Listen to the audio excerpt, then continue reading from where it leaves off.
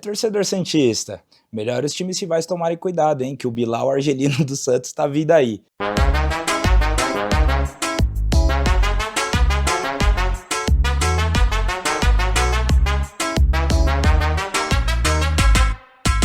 Pessoal, deixando a quinta série de lado, e que vai ser difícil fazer isso durante todo o vídeo, mas sou a PH Feitosa, vim trazer para vocês um pouco mais de informações aí sobre esse jogador, né, essa contratação que foi encaminhada pelo Santos hoje, e trazer um pouquinho, né, do histórico do jogador, um pouco das suas passagens. Bom, como a gente já vinha falando há algum tempinho, né, o Santos, não necessariamente porque a janela de transferência fechou, o Santos não poderia fazer mais contratações, então o Santos tem ficado de olho no mercado, atrás de jogadores livres no mercado, né, que independente do fechamento da janela, o Santos pode sim fazer a contratação e depois registrar o jogador no bid. Né? Então o Santos encaminhou hoje a contratação do Bilal Brahimi, vai ser difícil fazer esse vídeo, encaminhou a contratação, então, do Brahimi, né, que é um franco-argelino de 25 anos, ponta e segundo atacante. Então é um jogador que nasceu na França, se naturalizou, né, ao longo da sua carreira como argelino. Novamente, é um jogador de 25 anos, polivalente, pode jogar tanto na ponta esquerda quanto na ponta direita e também como um segundo atacante, e que tem bastante lenha aí a queimar, né? Porém, se encaixa naquele tipo de contratação que é uma incógnita, né, torcedor? Porque, primeiro, que eu acho difícil que muitas pessoas tenham ouvido falar desse jogador, sobre a carreira dele, enfim, as passagens que ele teve. É um jogador que não teve passagens de muita expressão durante a sua carreira, né, então jogou ali quase que toda a carreira, né, quase toda a vida na França, né, ali em campeonato, em quarta divisão, terceira, segunda, chegou a jogar a primeira divisão também, passou por times, né, razoavelmente conhecidos, o Brest, o Reims, o Le Mans.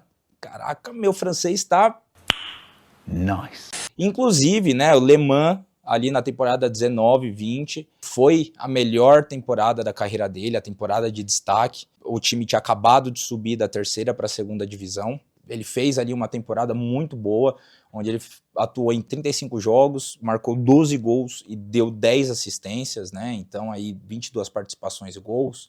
Teve atuações individuais bastante diferenciadas aí ao longo dessa temporada, tanto que depois, né, acabou ganhando um pouco de visibilidade e foi jogar no time de mais expressão que ele já passou na carreira, que foi no Nice, já ali de 2022 a 2025, que é um time de primeira divisão, mas não conseguiu mostrar o seu futebol, como em boa parte da carreira dele, então acabou sendo emprestado algumas vezes, até que neste ano o time reincidiu seu contrato e o jogador estava livre no mercado. Eu, PH, não considero uma contratação de peso, não considero uma contratação certeira, né, um jogador que chega com status de titular, porque, como eu disse, é uma incógnita, não é um jogador, né, o Bilal, ele não tem boas métricas, mas realmente ele não tem números favoráveis. Se a gente pegar ali a sua carreira, é um jogador que tem 230 jogos, com 30 gols e 27 assistências, né? Ali 57 participações e gols, então não são números muito expressivos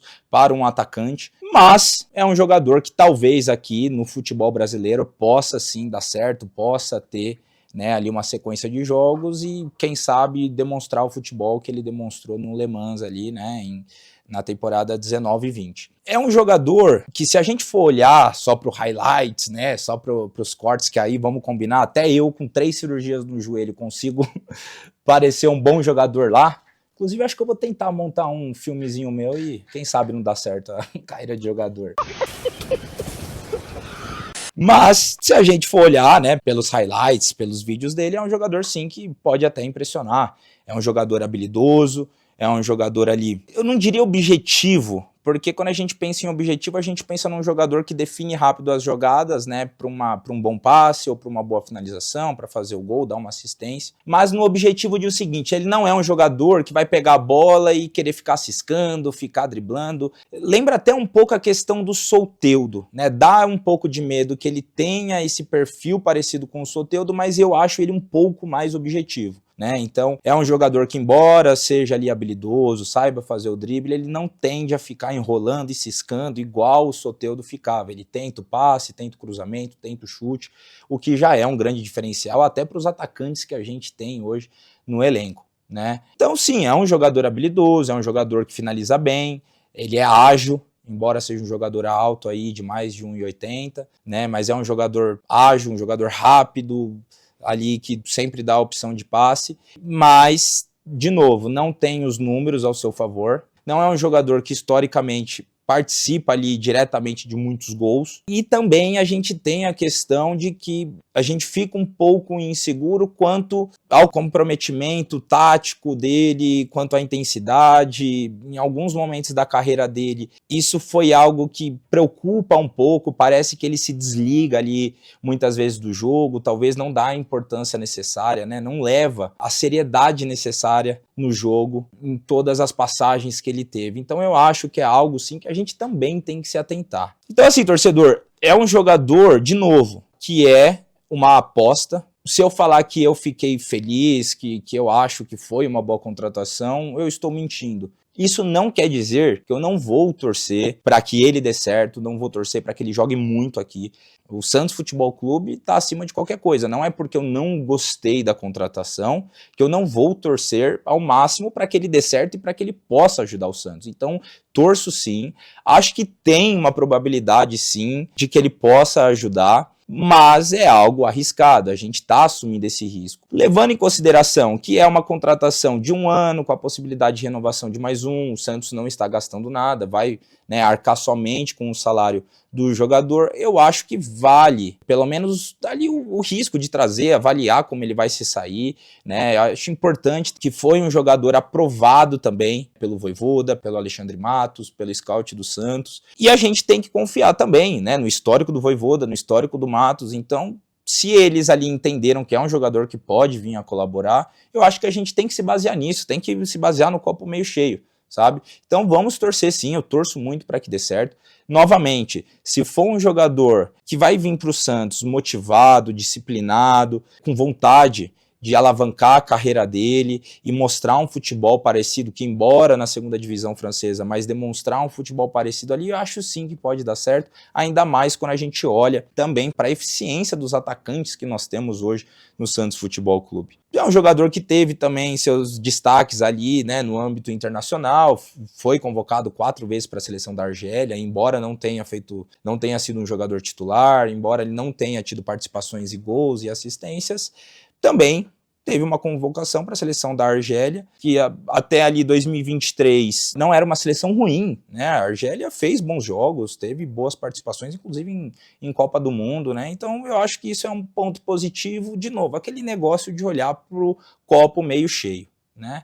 Então, torcedor, assim, é um jogador que já foi encaminhado pelo Santos Futebol Clube, ele já está com a vinda marcada aqui para o Brasil, para a realização de exames e assinatura de documentos, né? Ainda não se tem muitas informações, então não tem muito que a gente ficar discorrendo aqui, de novo, até porque é um jogador sem muito histórico. A gente realmente vai ter que ver como que ele vai se adaptar aqui no país, como ele vai se adaptar ao clube, ao Campeonato Brasileiro, como que ele vai se adaptar ao nosso elenco.